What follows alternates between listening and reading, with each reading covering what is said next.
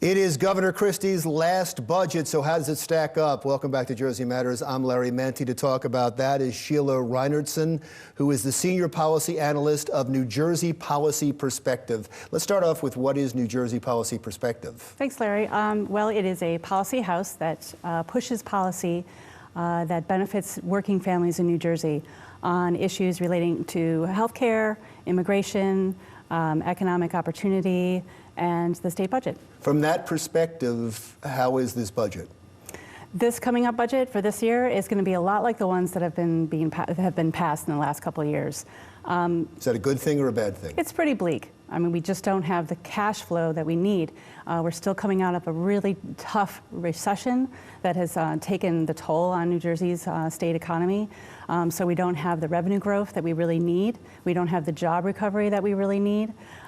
We have a situation where poverty is increasing, so we have working families that are really struggling to get by.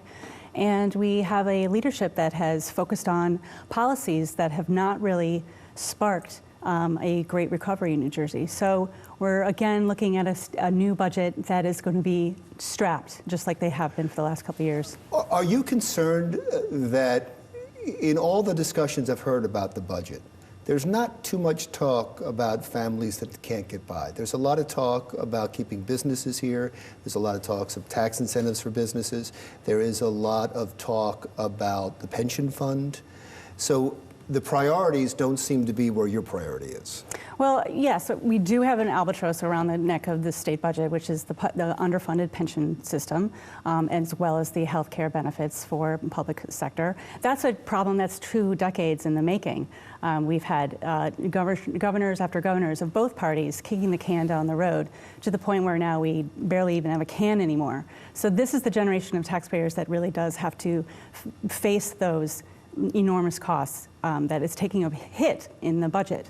What this administration has done in terms of stimulating the economy has really given business terrific tax breaks, terrific state tax subsidies, $7.4 billion in tax subsidies, $3 billion in tax breaks for business, because that is what the governor believes is going to stimulate the economy. Same with the highest earners. The highest earners in New Jersey since 2010 have enjoyed $4 billion in tax breaks. It's in trying to keep them here. Trying to keep them here is a good thing, right? And that's been a great campaign, but it's actually completely ignores the workers in this state. If we turn around and say, well, actually, let's focus on those who are really struggling to get by, really pass minimum wage already, get pay equity back on the Senate floor and get it passed already, paid sick days, affordable housing, let's make that happen in the municipalities that have been avoiding it. Those are the types of things that we really could be focusing on to help these families not only get by, but start getting ahead in New Jersey. And I guess your fear is none of those things can happen with a budget that is this strapped, or can it? If we stop giving away huge corporate tax subsidies, if we stop giving huge tax breaks to the earners that are making better, doing better than everybody else in the state, we would then have cash to infuse in the assets that could really promote state prosperity. So you would reject the argument from small business that they say if you raise the minimum wage, you're raising the salaries we have to pay, we're going to have to lay off workers. If you raise the minimum wage, people will have an extra dollar to finally get a new refrigerator, finally fix the roof, finally go out on the weekend and have a meal out. That is a huge stimulus for the local economy, which in itself will create more business. Part of this budget is renovations to the State House. Hundreds of millions of dollars of renovations to the State House. Is that money well spent? Absolutely not. This is not the time to be renovating the State House. We are about to introduce $675 million worth of tax breaks. We just gave tax breaks, so we're just about to lose $675 million in the budget this year. We don't have the cash to do that. We don't even have the cash to offer cash assistance to the most poor residents in our state right now. Do you feel, I mean, it's a noble fight that you're fighting in this budget. Do you feel sometimes that you're fighting against windmills because so much of the money is allocated elsewhere? Yeah, we've had 8 years of trickle-down economic policy that clearly hasn't worked.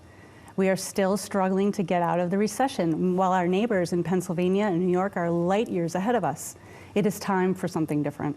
Wonderful. Thank you so much. I really appreciate you being here. It was good talking to Sheila Reynertson, who is the Senior Policy Analyst of New Jersey Policy Perspective. That's Jersey Matters for this week. Go to Facebook or YouTube to replay segments from this show or previous shows. And then also leave your comments about what you've seen on today's show on your Facebook page, or you can reach me on Twitter at Jersey Matters or at Larry Menti. We may read your thoughts on a future show. I'm Larry Menti.